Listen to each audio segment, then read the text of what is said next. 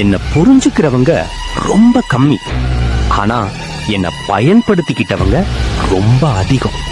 நான் எல்லாருக்கும் நல்லதுதான் நினைச்சேன், ஆனா வாழ்க்கை எனக்கு கற்று தந்தது நல்ல மனசு இருந்தா மட்டும் போதாதுன்னு.